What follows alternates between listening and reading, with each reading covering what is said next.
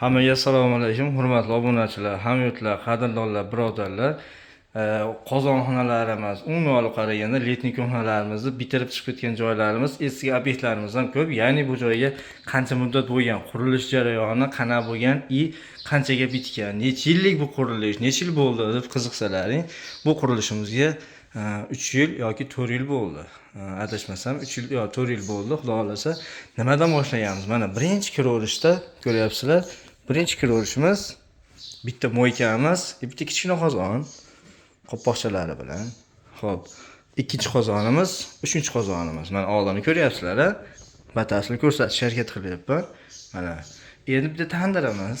Tandir to'g'risi hali o't yoqishgan emas ekan. O'sha biz boshida chiroyli qilib o'zimiz pishirib, tayyor bunaqa eshikchalari, hamma narsasini qilib bitirganmiz u. O't yoqishgan emas ekan hali. Mana endi mangalni ichida naborni olib qo'yishibdi hozir. Nabor tashqarida turibdi ekan. Xullas kalom mangalda mana oldi fonni ko'rsataman. Tortama qanaqa desak, yaxshi, xudoga shukr. Hech kamchiligi bo'lgan yo'q deyshadi. Xo'p, mangal oldi, kichkina joy bo'lgan. Endi vali bitta tovoni qo'yib, bu narsalar pishirish uchun, to есть raketoshin stolda, рабочий stol. Bitta bokimiz bo'lgan. O'sha doimgidek 60 litrli 1,5 stenali bokimiz mana ko'ryapsiz. Hech qanaqa bir yashiratgan joyimiz yo'q. Endi letniy kuxnyani umumiy qilib bitirganmiz. Qanaqa bitirganmiz? Mana shu mangalimiz, tandirimiz, mana qozoni 1, 2, 3, mana mo'ykamiz. Keyin mana shundoq qilib zontikni ham o'zimiz qurib bitirganmiz. Zontikni ishlarini ko'rsatib qo'yamiz. Mana bitta ventilyatsionni motor qo'yilgan. Tandir tepasiga ham ko'ryapsizlar. Xo'p. Endi hammasini chiroyli qilib bitkizib, topshirib bo'lganimizdan keyin xonadon egalari opamiz bundaqa ideyalarni o'zlari qilishgan. O'zim uchun udobstvo qilishim kerak usta deb. Mana qaranglar, xaljelnik, hamma narsani.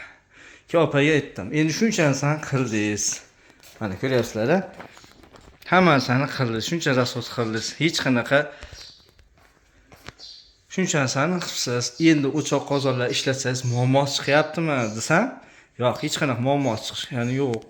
Biz bilganimiz ham yo'q. Mana patologiya ko'ryapsizlar, oppoq.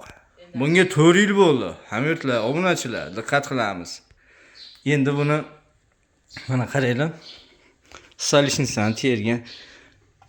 Obunachilarga mana shuni bitta tarqatib yuborishimiz kerak-da.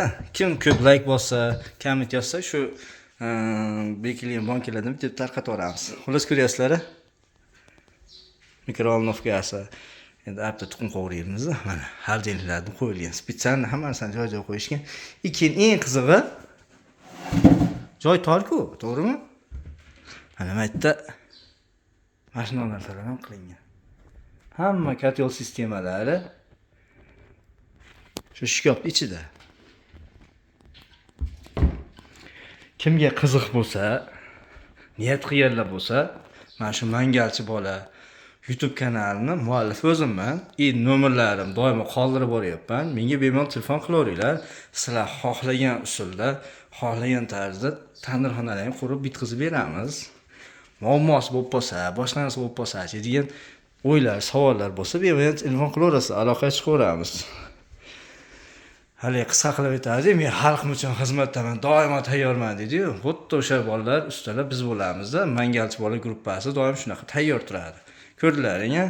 Hurmatli obunachilar, obuna bo'lmaganlar obuna bo'lish esdan chiqmasin. Hammaga rahmat, salomat bo'linglar. Kommentni chiroyli qilib yozib, like bosib qo'yasizlar. Tilim qilib. Hammaga rahmat.